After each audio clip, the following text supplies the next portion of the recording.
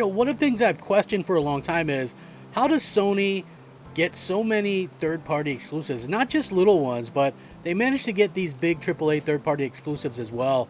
And you sort of scratch your head and go, how the hell did that happen? How are they able to do that?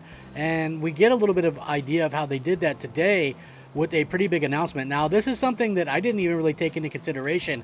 I probably would have thought that it was something that Sony probably put a lot of money into. And indeed, they probably did money hat this and did something along those lines. But it is very nice to see that the actual hardware that Sony has is something that plays some sort of role in all of this. And so, yeah, it's very interesting to see this happen. Look, Sony is on a roll. They're doing a lot of things right. Listen, their delays last year have done nothing but help them this year. So I think they're in a pretty good space as far as that's concerned. Now, when it comes to their actual hardware, this is something that I worried about before the generation started. I said, well, you know what? Listen, if you start making games that are on PC or, last gen as well, you're going to have a situation where these games aren't going to be able to take full advantage of the stuff that's inside the PS5.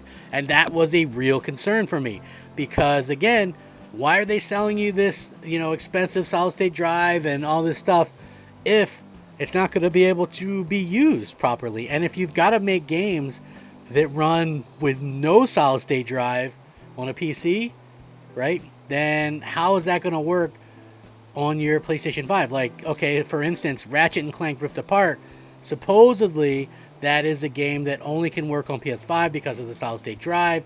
I played it. It's a really great game. Is that really necessarily the truth? I don't know. But will we see that game on PC? I think if we see it on PC and there's no requirement for a solid state drive, then I think we were, kind of told a load of bullplop, and, we'll have to see what happens. But overall, I think it's pretty impressive that, the things that they've been able to accomplish. And I'm excited to see what they can do in the future. Now, listen, with this type of announcement, it puts Microsoft in a bit of a weird position. I'm not sure exactly if this is something that they can work around or if it's something that money can help. But at the same time, they're going to have to realize that Sony's playing these games that they might as well get in there and start trying to do something too. The more you avoid getting any kind of deals, the worse it is, because then the competition is just going to go out there and get these type of deals going, and it's going to make it even worse for your consumers. So by not getting deals, Microsoft is actually condemning their fans and gamers to losing content. It's crazy, I know, but I want to get into it. It's going to be a good video. Thank you guys so much for joining me. Let's get started. Now, honestly, I've got pretty much nothing but good things to say about Sony. They seem really on the ball with everything that they're doing. Again, though, they do seem to lock down these exclusives in a very bizarre fashion. And so I wanted to talk a little bit about this because one of the games that they've locked down is Final Fantasy VII Rebirth. And this is after Final Fantasy VII Remake was already exclusive and it allegedly was supposed to come to Xbox at some point, and still to date has not. Square Enix is actually explaining themselves as to why it's not coming to Xbox. They're actually make some pretty good points in here, and it's hard to really argue against any of this. So I really wanted to get into it. They're explaining the reasoning, and I think you guys will all find it very, very elaborate and interesting, as have I. So the next major chapter in Square Enix's attempt to rebuild and remake the entirety of Final Fantasy VII has now been revealed as a PlayStation 5 exclusive. And there doesn't seem to be a PC or Xbox launch in sight at this time.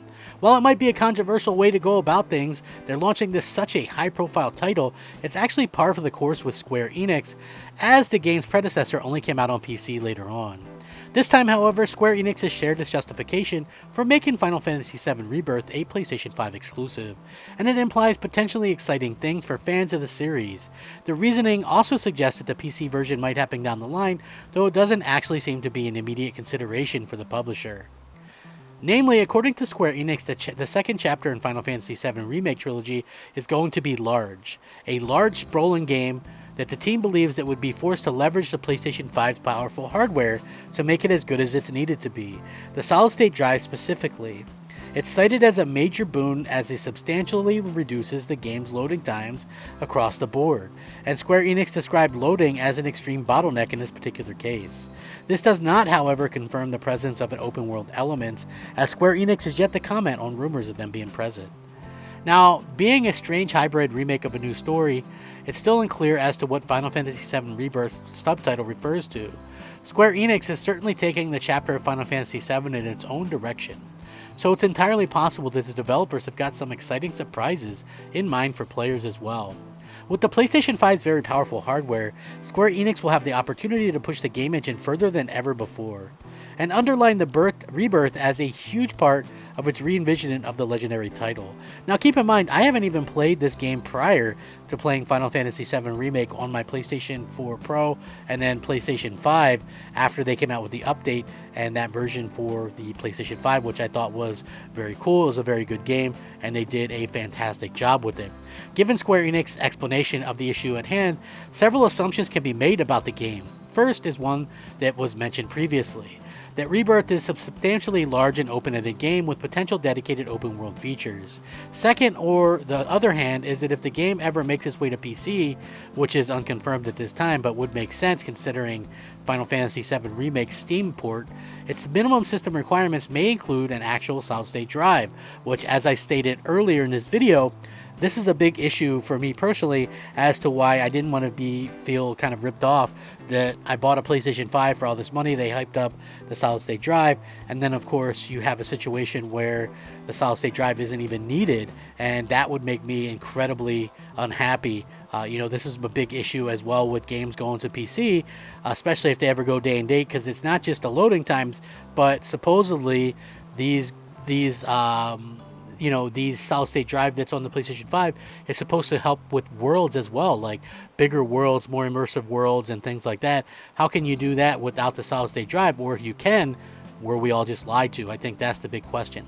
Now, whether or not ends up being the case is anyone's guess. The important part is that Square Enix believes that running Final Fantasy VII Rebirth on other platforms wouldn't necessarily be all that great of an experience, and that the publisher is currently focused its efforts on PlayStation 5 exclusively. Obviously, until there's more technical information to share, fans are speculating what some potentially exciting trailers might mean in the future. But again, I think that there's obviously some money exchanged in this particular instance as well. So, we'll see what happens. But yeah, I do suspect that there was money exchanged in this, and not only was there money exchanged in this, but we're obviously going to see, a pretty solid game that's going to take full advantage of it. And I love that, right? Whether money was exchanged or not, I'm going to guess yes, because else why would you to completely not want money from Microsoft or PC gamers in this instance? But again, being able to focus fully on the PS5 hardware is going to make for an incredible game. There's not moving targets that you got to hit or anything like that. Everything's uniform with that solid state drive. And you know what? Listen, I think it's a good thing. Trust me.